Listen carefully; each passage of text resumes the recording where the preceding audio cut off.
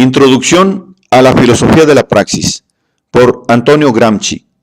3. Primera parte. Introducción al estudio de la filosofía y del materialismo histórico. Capítulo 1. Algunos puntos preliminares de referencia. Conexión entre el sentido común, la religión y la filosofía. La filosofía es un orden intelectual, cosa que no pueden ser ni la religión ni el sentido común. Véase cómo en la realidad tampoco coinciden la religión y el sentido común, sino que la religión es un elemento del disgregado sentido común. Por lo demás, sentido común es un nombre colectivo, como religión. No existe un solo sentido común, que también es un producto y un devenir histórico. La filosofía es la crítica y la superación de la religión y del sentido común. Entendida de este modo, coincide con el buen sentido que se contrapone al sentido común. Relaciones entre la ciencia, la religión y el sentido común. La religión y el sentido común no pueden constituir un orden intelectual porque no se pueden reducir a unidad y coherencia, ni siquiera en la conciencia individual, y no digamos en la conciencia colectiva. No se pueden reducir a unidad y coherencia libremente, porque autoritariamente sí pueden serlo, como ha ocurrido de hecho en el pasado, dentro de ciertos límites. El problema de la religión entendido no en el sentido confesional, sino en el laico de unidad de fe entre una concepción del mundo y una norma de conducta conforme. Pero, ¿por qué llamar a esta unidad de fe-religión y no ideología o francamente política? De hecho, no existe la filosofía en general. Existen diversas filosofías o concepciones del mundo, y siempre se hace una elección entre ellas. ¿Cómo se hace esta elección? ¿Es un hecho meramente intelectual o es más complejo? Y no ocurre a menudo que entre el hecho intelectual y la norma de conducta existan contradicciones. ¿Cuál será entonces la concepción real del mundo? ¿La lógicamente afirmada como hecho intelectual o la que resulta de la verdadera actividad de cada uno, que está implícita en su obrar? Y puesto que el obrar es siempre un obrar político, ¿no puede decirse que la filosofía real de cada uno está contenida en su política?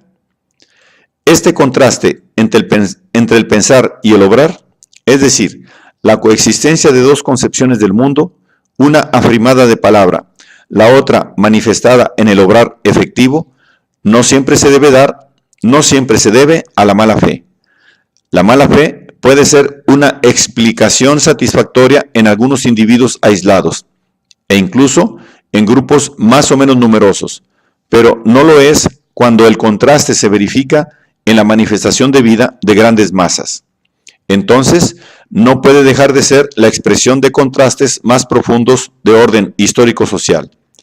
Significa que un grupo social que tiene su propia concepción del mundo, aunque sea embrionaria, que se manifiesta en la acción y por tanto irregularmente, ocasionalmente, es decir, cuando el grupo se mueve como un conjunto orgánico, que este grupo social, decimos, por razones de sumisión y de subordinación intelectual, ha tomado una concepción en préstamo de otro grupo y la afirma de palabra y cree seguirla, porque la sigue en tiempos normales. Esto es, cuando la conducta no es independiente y autónoma, sino sometida y subordinada, precisamente. Por eso, no se puede separar la filosofía de la política. Al contrario, se puede demostrar que la elección y la crítica de una concepción del mundo constituyen también un hecho político. Debemos explicar, pues, por qué en todo momento coexisten muchos sistemas y corrientes de filosofía, cómo nacen, cómo se difunden, por qué en la difusión siguen ciertas líneas de fractura y ciertas direcciones, etc. Esto demuestra hasta qué punto es necesario sistematizar crítica y coherentemente las propias intuiciones del mundo y de la vida, fijando con exactitud lo que debe entenderse por sistema, para que no se entienda en el sentido pedante y profesoral de la palabra. Pero esta elaboración debe hacerse, y solo puede hacerse en el marco de la historia de la filosofía, que demuestra la elaboración de que ha sido objeto el pensamiento en el curso de los siglos y el esfuerzo colectivo que ha costado nuestro actual modo de pensar, el cual resume y compendia toda esta historia pasada, incluso en sus errores y delirios. Por lo demás, que en el pasado se hayan cometido y se hayan corregido estos errores y delirios, no quiere decir que no se vuelvan a reproducir en el presente y que no sea necesario corregirlos otra vez. ¿Cuál es la idea que se hace el pueblo de la filosofía? Puede reconstruirse a través de los modismos del lenguaje común.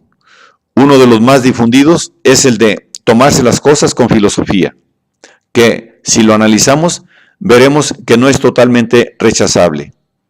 Es cierto que contiene una invitación implícita a la resignación y a la paciencia, pero me parece que el punto más importante es, por el contrario, la invitación a la reflexión, a comprender que lo que ocurre es, en el fondo, racional y que, como tal, hay que afrontarlo, concentrando las propias fuerzas racionales y no dejándose llevar por los impulsos instintivos y violentos. Estos modismos populares se pueden agrupar con las expresiones similares de los escritores de carácter popular, que las toman de los grandes vocabularios, en las que entran los términos filosofía y filosóficamente, y se verá que estos tienen un significado muy preciso, de superación de las pasiones bestiales y elementales en una concepción de la necesidad que da al propio obrar una dirección consciente. Este es el núcleo sano del sentido común, lo que podría llamarse precisamente buen sentido, y que merece ser desarrollado y hecho unitario y coherente. Esta es otra de las razones por las que no se puede separar lo que se llama la filosofía científica de la filosofía vulgar y popular, que es un conjunto disgregado de ideas y de opiniones. Pero, llegados a este punto, se plantea el problema fundamental de toda concepción del mundo, de toda filosofía convertida en movimiento cultural, en religión, en fe, es decir, que haya producido una actividad práctica y una voluntad, y esté contenida en estas como premisa teórica implícita, una ideología, podría decirse, si damos al término ideología el significado más alto de una concepción del mundo que se manifiesta implícitamente en el arte, en el derecho, en la actividad económica, en todas las manifestaciones de vida individuales y colectivas. Nos referimos al problema de conservar la unidad ideológica de todo el bloque social, cimentado y unificado, precisamente por esta determinada ideología. La fuerza de las religiones, y especialmente de la Iglesia Católica, ha consistido en que sienten enérgicamente la necesidad de la unión doctrinal de toda la masa religiosa y luchan para que los estratos intelectualmente superiores no se separen de los inferiores.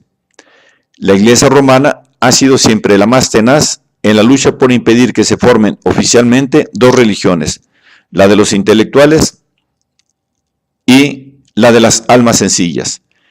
Esta lucha no ha dejado de tener graves inconvenientes para la misma Iglesia, pero estos inconvenientes se relacionan con el proceso histórico que transforma toda la sociedad civil y que contiene en bloque una crítica corrosiva de las religiones. Esto pone más de relieve todavía la capacidad organizativa del clero en la esfera de la cultura y la relación abstractamente racional y justa que la Iglesia ha sabido establecer en su ámbito entre los intelectuales y las gentes sencillas.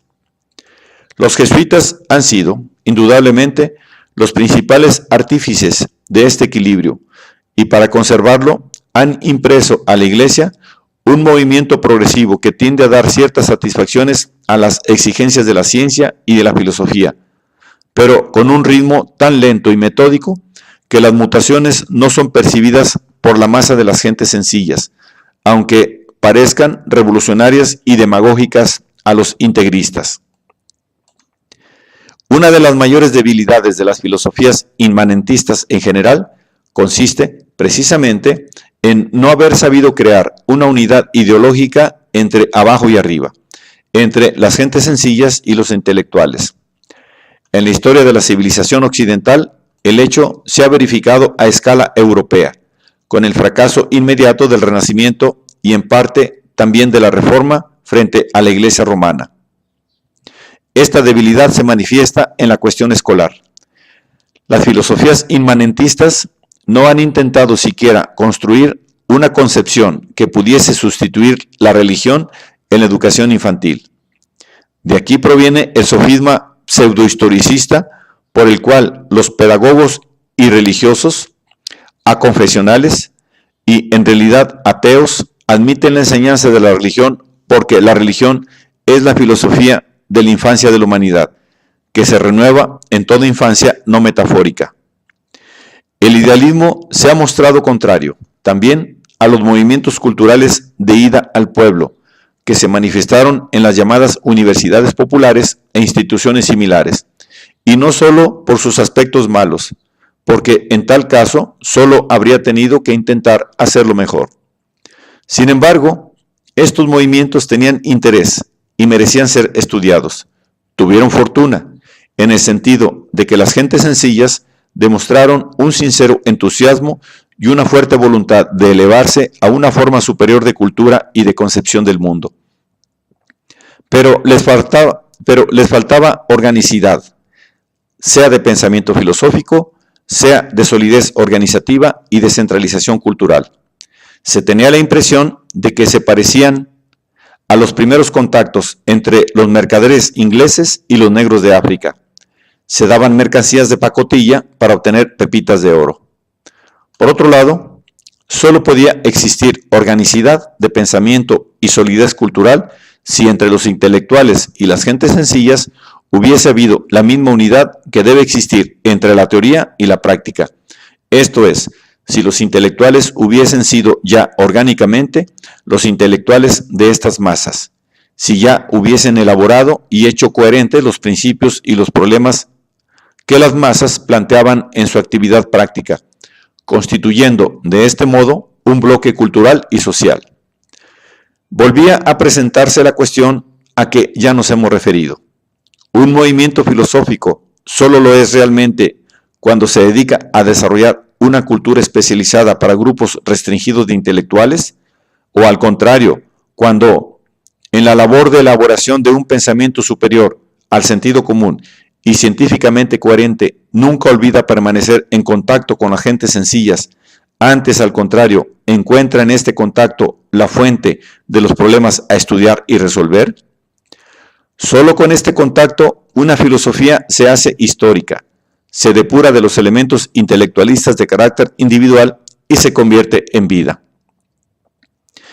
Una filosofía de la praxis no puede dejar de presentarse inicialmente con una actitud polémica y crítica, como superación del modo de pensar precedente y del pensamiento concreto existente, o del mundo cultural existente. Es decir, debe presentarse ante todo como crítica del sentido común, después de haberse basado en el sentido común para demostrar que todos son filósofos y que no se trata de introducir ex novo una ciencia en la vida intelectual de todos, sino de innovar y hacer crítica una actividad ya existente y, por tanto, de la filosofía de los intelectuales, que ha dado lugar a la historia de la filosofía, ya que en el plano individual, y de hecho, se desarrolla esencialmente en la actividad de individuos aislados, particularmente dotados, se puede considerar como la punta del progreso del sentido común, por lo menos del sentido común de los estratos más cultos de la sociedad, y, a través de estos, también del sentido común popular. Por esto, una introducción al estudio de la filosofía debe exponer sistemáticamente los problemas surgidos en el proceso de desarrollo de la cultura general, que solo parcialmente se refleja en la historia de la filosofía.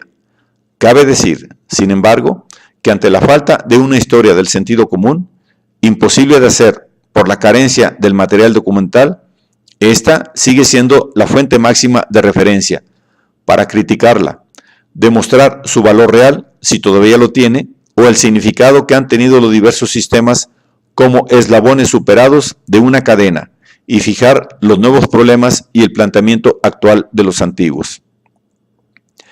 La relación entre filosofía superior y sentido común es asegurada por la política, del mismo modo que la política asegura la relación entre el catolicismo de los intelectuales y el de las gentes sencillas.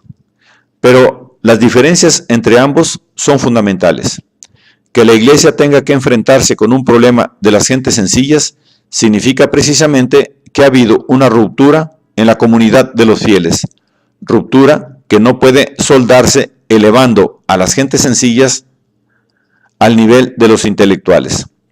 La Iglesia no se plantea ni siquiera esta tarea, teórica y económicamente desproporcionada a sus fuerzas actuales, sino imponiendo a los intelectuales una disciplina de hierro para que no pasen de ciertos límites en la distinción y no la conviertan en catastrófica e irreparable.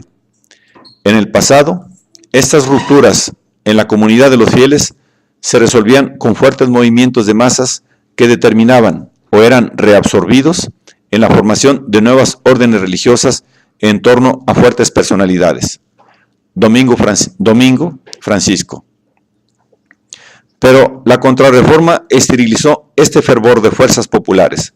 La Compañía de Jesús es la última gran orden religiosa, de orden reaccionario y autoritario, con carácter represivo y diplomático, que señaló con su aparición el endurecimiento del organismo católico. Las nuevas órdenes surgidas con posteridad tienen un escasísimo significado religioso y tienen, en cambio, un gran significado disciplinario sobre la masa.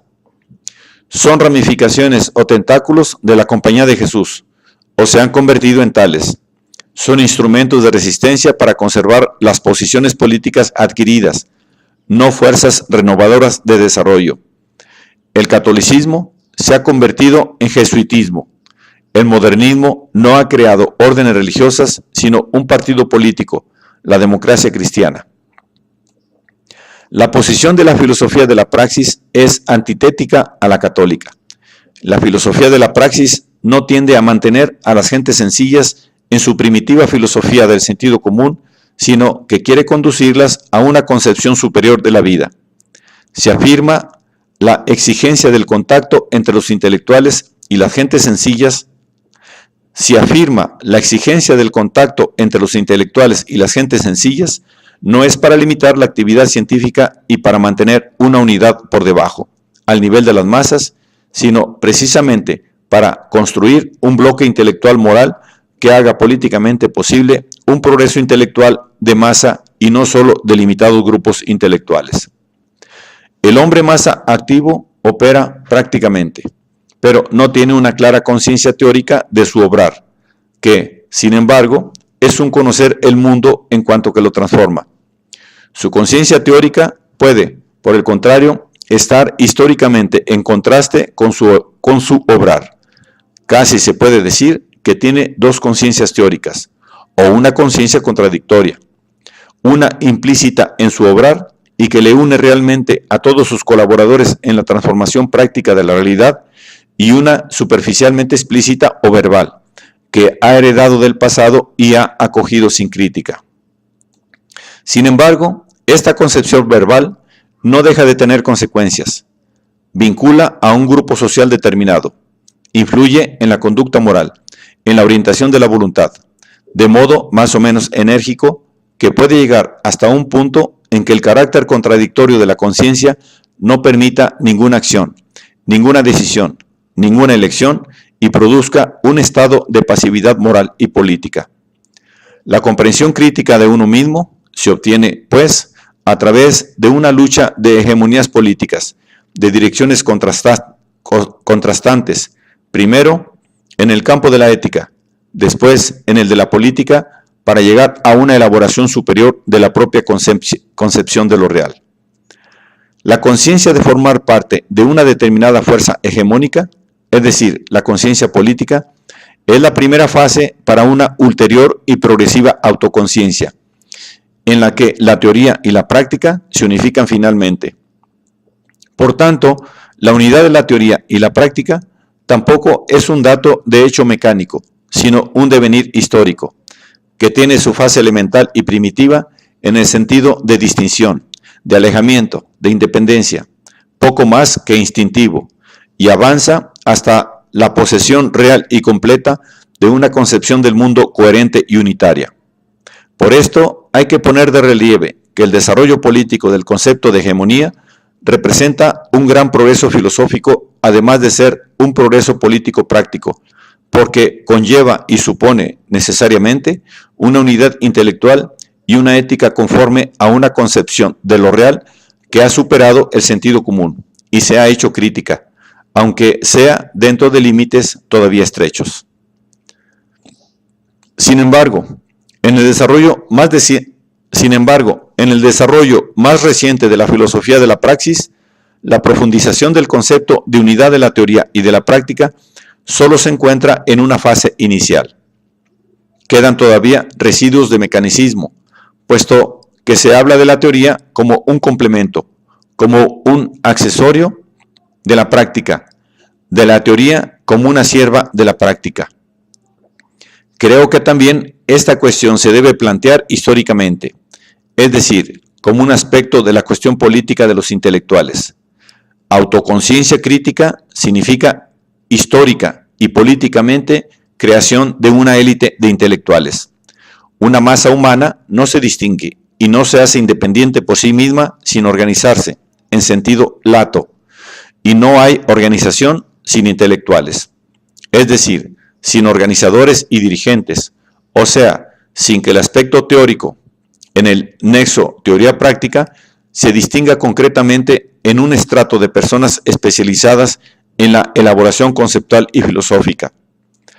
Pero este proceso de creación de los intelectuales es largo, difícil, lleno de contradicciones, de avances y retiradas, de desbandadas y reagrupamientos en los que la fidelidad de la masa y la fidelidad y la disciplina son inicialmente la forma que asume la adhesión de la masa y su colaboración al desarrollo de todo el fenómeno cultural es puesta a veces a dura prueba. El proceso de desarrollo va ligado a una dialéctica intelectuales-masa. El estrato de los intelectuales se desarrolla cuantitativa y cualitativamente, pero todo salto hacia una nueva amplitud y una nueva complejidad del estrato de los intelectuales va ligado a un movimiento análogo de la masa de las gentes sencillas, las cuales se elevan hacia niveles superiores de cultura y amplían simultáneamente su área de influencia, con puntas individuales e incluso de grupos más o menos importantes, hacia el estrato de los intelectuales especializados. Pero en el proceso se repiten continuamente momentos en que la masa y los intelectuales, o algunos de estos, o algunos grupos, se produce un distanciamiento, una pérdida de contacto. De aquí viene la impresión de accesorio, de complementario, de subordinado. La insistencia en el elemento práctica, en el nexo teoría-práctica, después de haber escindido, separado y no solo distinguido los dos elementos, operación meramente mecánica y convencional, significa que se está atravesando una fase histórica relativamente primitiva, una fase todavía económica corporativa, en que se transforma cuantitativamente el cuadro general de la estructura y la cualidad superestructura está en proceso de surgimiento, pero todavía no se ha formado orgánicamente. Debe ponerse de relieve la importancia y la significación que tienen en el mundo moderno los partidos políticos en la elaboración y la difusión de las concepciones del mundo, por cuanto elaboran esencialmente la ética y la política conforme a estas, es decir, funcionan casi como experimentadores históricos de estas concepciones. Los partidos seleccionan individualmente a la masa operante, y la selección se produce tanto en el ámbito práctico como en el teórico conjuntamente, con una relación tanto más estrecha entre la teoría y la práctica, cuanto que la concepción es vital y radicalmente innovadora, y contraria a los viejos modos de pensar. Por esto, se puede decir que los partidos son los elaboradores de las nuevas intelectualidades integrales y totalitarias, es decir, el crisol de la unificación de la teoría y la práctica entendida como proceso histórico real. Se comprende entonces cuán necesaria es la formación por adhesión individual y no mediante el tipo laborista, porque se trata de dirigir orgánicamente toda la masa económicamente activa. Se trata de dirigirla no según los viejos esquemas, sino innovando, y la innovación no puede llegar a serlo de masa en sus primeras fases, sino es a través de una élite en la que la concepción implícita en la actividad humana sea ya, en cierta medida, conciencia actual coherente y sistemática y voluntad precisa y decidida. Se puede estudiar una de estas fases en la discusión que ha presidido los más recientes desarrollos de la filosofía de la praxis, discusión resumida en un artículo de D.S. Mirsky, colaborador de Cultura. Se puede ver cómo se ha producido el paso de una concepción mecanicista y puramente exterior a una concepción activista que, como se ha observado, se acerca más a una justa comprensión de la unidad de la teoría y de la práctica, aunque todavía no haya captado plenamente su significado sintético. Se puede observar que el elemento determinista, fatalista, mecanicista ha sido un aroma ideológico inmediato de la filosofía de la praxis, una forma de religión y de excitante, pero a la manera de los estupefacientes, necesario e históricamente justificado por el carácter subalterno de determinados estratos sociales.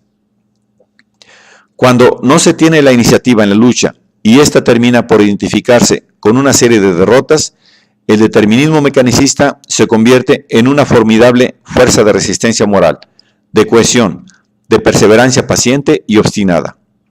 He sido derrotado momentáneamente, pero la fuerza de las cosas labora a mi favor a la larga, etc. La voluntad real se disfraza en acto de fe, en una cierta racionalidad de la historia, en una forma empírica y primitiva de finalismo apasionado, que se presenta como un sustitutivo de la predestinación, de la providencia, etc., de las religiones confesionales. Hay que insistir en el hecho de que incluso en este caso existe realmente una fuerte actividad volitiva, una intervención directa sobre la fuerza de las cosas, pero precisamente en una forma implícita, velada, que se avergüenza de sí misma. Por ello, la conciencia es contradictoria, carece de unidad crítica, etc. Pero cuando el subalterno se convierte en dirigente y responsable de la actividad económica de masa, el mecanicismo parece, al llegar a un cierto punto, un peligro inminente. Se produce una revisión de todo el modo de pensar, porque se ha producido un cambio en el modo de ser social. Se reducen los límites y el dominio de la fuerza de las cosas. ¿Por qué? Porque en el fondo, si el subalterno era ayer una cosa, hoy ya no lo es, sino que se ha convertido en una persona histórica, en un protagonista. Si ayer era irresponsable porque era resistente a una voluntad ajena, hoy siente que es responsable porque ya no es resistente, sino agente, necesariamente activo y emprendedor. Pero, ¿se puede decir realmente que ayer era mera resistencia, mera cosa, mera irresponsabilidad? Ciertamente que no. Al contrario, debe ponerse de relieve que el fatalismo no es más que un disfraz de una voluntad activa y real, revestido por los débiles. Por esto, hay que demostrar siempre la futilidad del determinismo mecanicista, porque si es explicable como filosofía ingenua de la masa y solo en esta medida es un elemento intrínseco de fuerza, cuando es elevado a la categoría de filosofía reflexiva y coherente por parte de los intelectuales, se convierte en causa de pasividad, de autosuficiencia imbécil. Y esto sin esperar que el subalterno haya llegado a ser dirigente y responsable. Una parte de la masa subalterna es siempre dirigente y responsable, y la filosofía de la parte precede siempre a la filosofía del todo, no solo como anticipación teórica, sino como necesidad actual. Que la concepción mecanicista ha sido una religión de subalternos es cosa que se ve claramente con un análisis del desarrollo de la religión cristiana. En un cierto periodo histórico y en condiciones históricas determinadas, ha sido y sigue siendo una necesidad, una forma necesaria de la voluntad de las masas populares, una forma determinada de racionalidad del mundo y de la vida, una forma que dicta los cuadros generales para la actividad práctica real. Me parece que esta función del cristianismo se expresa claramente en el siguiente párrafo de un artículo de Civiltà Católica, Individualismo pagano e individualismo cristiano, número 5 de marzo de 1932. La fe en un porvenir seguro, en la inmortalidad del alma destinada a la beatitud, en la seguridad de poder llegar a la felicidad eterna, fue el resorte propulsor para una labor de intensa perfección interior y de elevación espiritual. El verdadero individualismo cristiano ha encontrado aquí el impulso para sus victorias. Todas las fuerzas del cristiano se reunieron en torno a este noble fin. Liberado de las fluctuaciones especulativas que enervaban el alma en la duda e iluminado por principios inmortales, el hombre sintió renacer la esperanza, seguro de que una fuerza superior le sostenía en la lucha contra el mal. Se hizo violencia a sí mismo y venció al mundo. Pero también en este caso se hace referencia al cristianismo ingenuo, no al cristianismo jesuítico, convertido en puro narcótico para las masas populares. Pero más expresiva y significativa es todavía la posición del calvinismo, con su férrea concepción de la predestinación y de la gracia, que determina una vasta expansión del espíritu de iniciativa o se convierte en la forma de este movimiento. ¿Por qué y cómo se difunden, convirtiéndose en populares, las nuevas concepciones del mundo? En este proceso de difusión, que es al mismo tiempo de sustitución de lo viejo y muy a menudo de combinación entre lo nuevo y lo viejo, influyen cómo y en qué medida la forma racional en que se expone y presenta la nueva concepción, la autoridad, en la medida que es reconocida y apreciada, por lo menos genéricamente, del expositor y de los pensadores científicos que el expositor llama en su apoyo.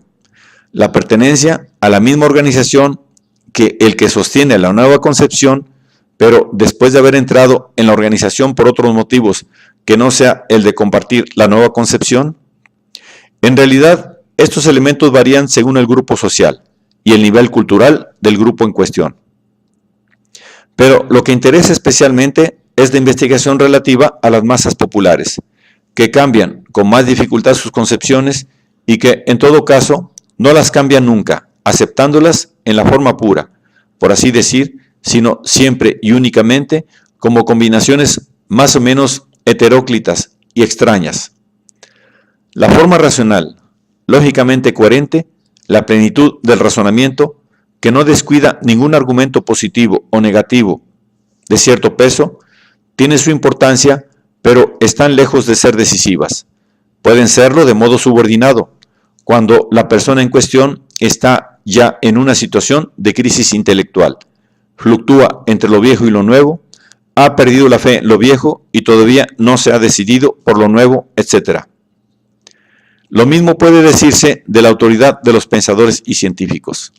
Es muy grande entre el pueblo, pero de hecho, esta concepción tiene sus pensadores y científicos y la autoridad está dividida. Además, todo pensador puede distinguir, poner en duda que haya dicho las cosas de tal modo, etc. Se puede concluir que el proceso de difusión de las nuevas concepciones se produce por razones políticas, es decir, sociales en última instancia, pero que el elemento formal de la coherencia lógica, el elemento autoritario y el elemento organizativo tiene en este proceso una función muy grande inmediatamente después de haberse introducido la orientación general, sea en individuos aislados, sea en grupos numerosos.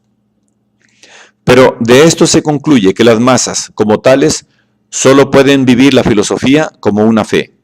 Basta imaginar la posición intelectual de un hombre del pueblo. Se ha formado con opiniones, con convicciones, con criterios de discriminación y normas de conducta. Todo sostenedor de un punto de vista opuesto al suyo, si es intelectualmente superior a él, sabe argumentar mejor sus razones. Le mete en el saco lógicamente, etc. ¿Debe por esto cambiar el hombre del pueblo sus convicciones? ¿Debe cambiarlas porque no sabe imponerse en la discusión inmediata? Pero entonces debería cambiar de convicciones cada día, cada vez que encontrase a un adversario intelectualmente superior. ¿En qué elemento se funda, pues, su filosofía? ¿En qué elemento se funda, especialmente su filosofía, en la forma de norma de conducta, la que tiene más importancia para él? El elemento más importante es, sin duda, de carácter no racional, de fe. ¿Pero fe en quién? ¿En qué?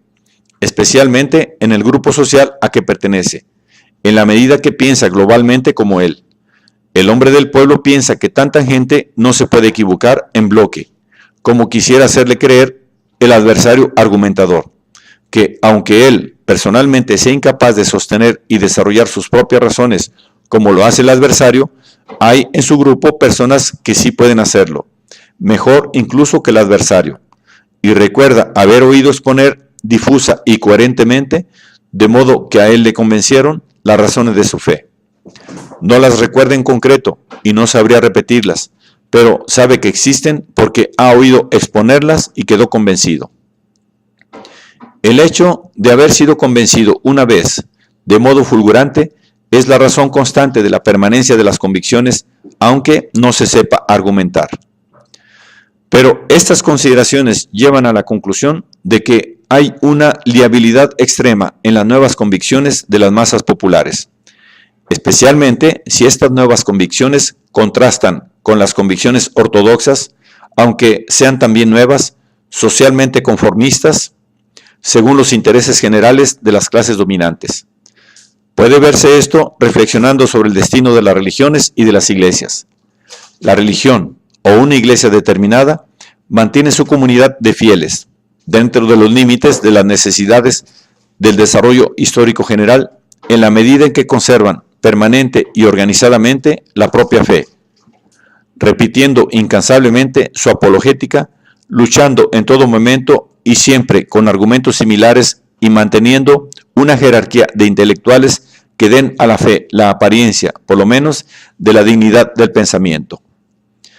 Cada vez que se ha interrumpido violentamente la continuidad de las relaciones entre la Iglesia y los fieles, por razones políticas, como ocurrió durante la Revolución Francesa, las pérdidas sufridas por la Iglesia han sido incalculables, y si las condiciones de difícil ejercicio de las prácticas habituales se hubiesen prolongado más allá de un cierto límite temporal, es de creer que dichas pérdidas habrían sido definitivas y que habría surgido una nueva religión como ocurrió en Francia, por lo demás en combinación con el viejo catolicismo. De ello se deduce determinadas necesidades para todo movimiento cultural que tienda a sustituir el sentido común y las viejas concepciones del mundo en general. A. No debe cansarse nunca de repetir los propios argumentos, variando literariamente su forma. La repetición es el medio didáctico más eficaz para operar sobre la mentalidad popular. B.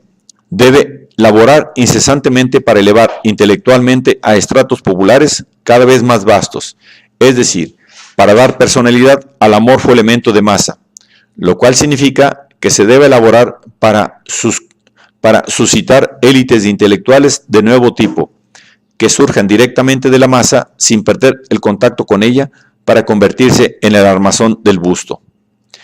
Esta segunda tarea, si se cumple, es la que modifica realmente el panorama ideológico de una época. Por otro lado, estas élites no pueden constituirse y desarrollarse sin que se verifique en su interior una jerarquización de autoridad y de competencia intelectuales, jerarquización que puede culminar en un gran filósofo individual si éste es capaz de revivir concretamente las exigencias de la maciza comunidad ideológica, de comprender que ésta no puede tener la agilidad de movimientos de un cerebro individual, y si, por consiguiente, consigue elaborar formalmente la doctrina colectiva de la manera más adecuada a los modos de pensar de un pensador colectivo. Es evidente que una construcción de masa de este tipo no puede producirse arbitrariamente en torno a una ideología cualquiera, por la voluntad formalmente constructiva de una personalidad o de un grupo que se lo proponga por fanatismo de las propias convicciones filosóficas o religiosas.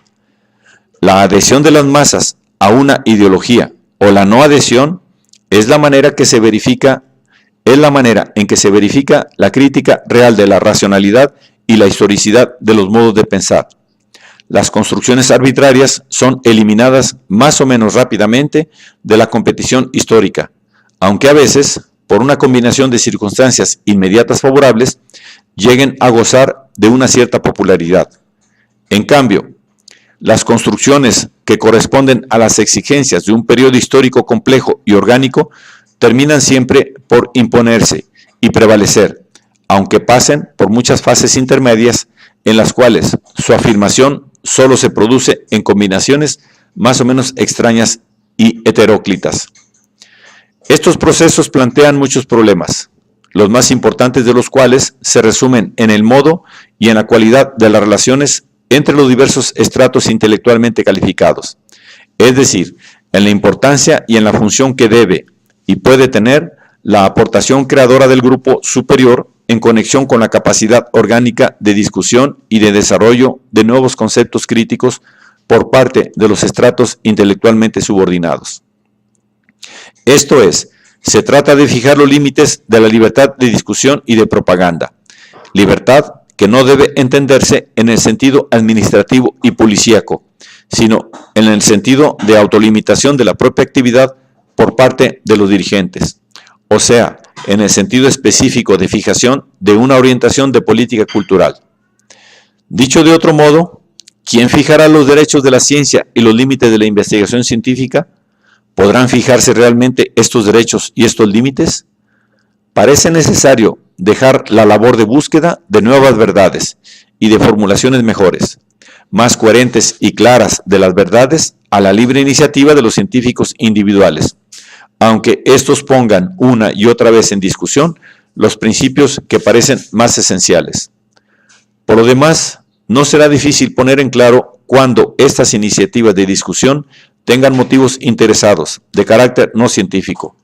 Por otro lado, no es imposible pensar que se puede llegar a disciplinar y ordenar las iniciativas individuales, de modo que pasen a través del tamiz de diversos tipos de academias o instituciones culturales y solo lleguen a ser públicas después de haber sido seleccionadas, etc. Sería interesante estudiar en concreto, en un país determinado, la organización cultural que mantiene en movimiento el mundo ideológico y examinar su funcionamiento práctico. También sería útil un estudio de la relación numérica entre el personal que se dedica profesionalmente a la labor cultural activa y la población del país en cuestión, con un cálculo aproximado de las fuerzas libres. La escuela, en todos sus grados, y la iglesia son las dos principales organizaciones culturales en todos los países, por el número de personas que emplean.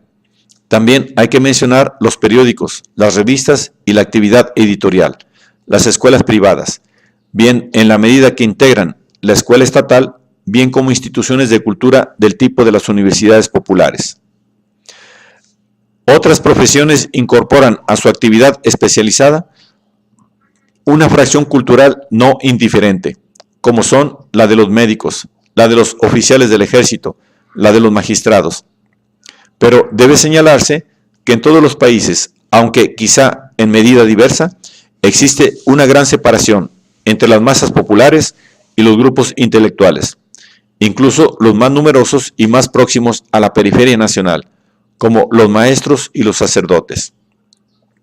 Y esto ocurre porque el Estado como tal no tiene una concepción unitaria, coherente y homogénea, aunque los gobernantes lo afirmen verbalmente. Por esto, los grupos intelectuales están separados entre estrato y estrato y en la esfera de un mismo estrato. La universidad, excepto en algunos países, no ejerce ninguna función unificadora. A menudo, un pensador libre tiene más influencia que toda la institución universitaria, etc. A propósito de la función histórica cumplida por la concepción fatalista de la filosofía de la praxis, a propósito de la función histórica cumplida por la concepción fatalista de la filosofía de la praxis, se podría hacer un elogio fúnebre de la misma, reivindicando su utilidad para un determinado periodo histórico, pero precisamente por esto, sosteniendo la necesidad de enterrarla con todos los honores debidos, se podría comparar su función con la de la teoría de la gracia y de la predestinación en el comienzo del mundo moderno, que culminó en la filosofía clásica alemana y en su concepción de la libertad como conciencia de la necesidad. Ha sido un sustitutivo popular del grito, Dios lo quiere, pero incluso en este plano primitivo y elemental fue el inicio de una concepción más moderna y fecunda que la contenida en el Dios lo quiere o en la teoría de la gracia. ¿Es posible que una nueva concepción se presente formalmente con otra vestimenta que la rústica y confusa de una plebe? Sin embargo, el historiador, con la perspectiva necesaria, llega a fijar y a comprender que los inicios de un mundo nuevo, siempre ásperos y pedregosos, son superiores al declinar de un mundo en agonía y a los cantos de cisne que éste produce.